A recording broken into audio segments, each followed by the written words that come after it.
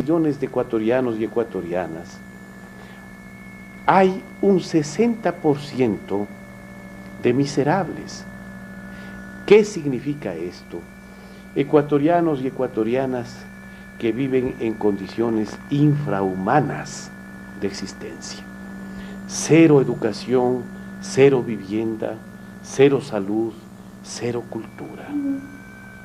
Del porcentaje que queda exiguo, de ese porcentaje hay un 30% más de pobres. Entonces estamos hablando de un inmenso sector poblacional que está por ser extinguido. Alguna vez en una entrevista televisada yo mencioné que las famosas bandas paramilitares es cuestión de horas.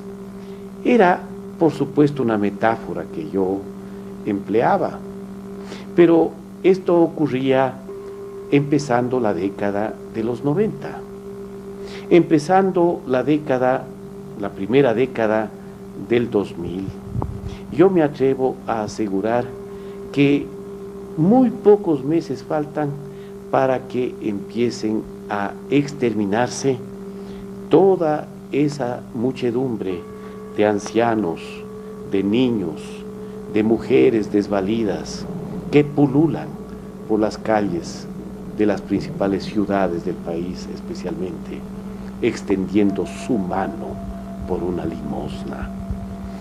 En tal virtud, yo creo que el proceso de dolarización, aparte de despojarnos, digan lo que digan los tecnócratas, de un signo que de cualquier manera nos daba algo de identidad, ¿no es cierto? Es un retorno, un regreso a la esclavitud.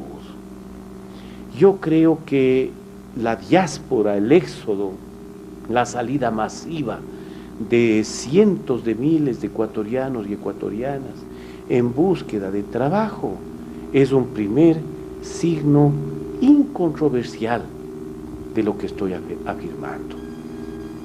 Yo escuché con pavor el otro día en un canal de televisión a una mujer joven de nuestro pueblo expresando que su mayor anhelo en este instante es ir a España, pero casi textualmente dijo: ellos nos conquistaron, ahora vamos a ir a ofrecer nuestra mano de obra como esclavos.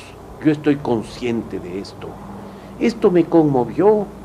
Esto, si no conmueve a los ecuatorianos y a las ecuatorianas y a los latinoamericanos, este drama que vivimos, entonces, ¿qué es lo que nos va a conmover? Pero al mismo tiempo, permítame expresarle, permítame acentuar en el hecho de que todavía es posible abrir un portillo de luz. Si es que la dolarización es por el bien del país, en buena hora, extraordinario, estupendo, pero yo no veo signos de la clase dirigencial de nuestro país que alienten este optimismo. ¿A qué me estoy refiriendo? Un país que no invierta en 3 rubros fundamentales: salud, educación, cultura, es un país destinado a desaparecer. Alemania, luego de la segunda conflagración mundial, se irguió precisamente porque era y sigue siendo y seguirá siendo uno de los pueblos, uno de los estados, uno de los países que más invierte en estos 3 rubros. Lo contrario, ¿qué supone? Supone que América Latina, no solo el Ecuador, mi querido amigo, va a ser literalmente devorada por el imperialismo norteamericano. Fíjese que está hablando un escritor y un intelectual comprometido con la historia inmediata del Ecuador y de su patria grande que es América Latina. Cierto que jamás abdicaré el que sido, soy y seré un hombre de vanguardia. Pero esto que acabo de mencionar, casi literalmente lo dijo un caudillo de derecha, de extrema derecha, que por respeto a la opinión pública omito su nombre. Hace pocas semanas, este señor, en sus acostumbradas ruedas de prensa, expresó tajantemente que mucha parte de culpa de la pobreza, de la indigencia que viven nuestros países latinoamericanos, la tienen los Estados Unidos. Eso lo dijo este personaje de extrema derecha, conocido caudillo de derechas de este país. En tal virtud no es el discurso de un hombre de izquierdas, no es el discurso de un intelectual, de un creador, de un escritor de vanguardias, ¿no? Es algo que obviamente la historia nos pone en las manos y frente a nuestros ojos, y nosotros lo único que tenemos que hacer es admitirlo. ¿Cómo encarar este tremendo conflicto histórico? Con la fusión de América Latina en un solo puño, mientras aquí nos estamos desangrando por un espantoso regionalismo. En Europa los países se fusionan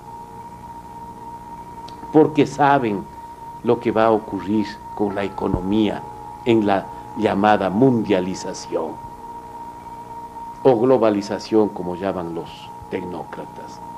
Pero en nuestro país primero nos desangramos entre regiones, siendo, voy a utilizar una frase, un verso de un extraordinario poeta latinoamericano, Roque Dalton.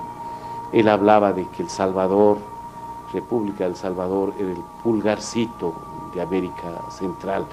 Y yo, que Roque me permita, aplico esto para América del Sur, siendo el Ecuador el pulgarcito de América Latina, o uno de los pulgarcitos. Primero, nos enfrentamos como regiones. Segundo, seguimos trabajando para las élites. Tercero, una economía de guerra, porque eso es lo que estamos viviendo, una economía absolutamente desquiciada.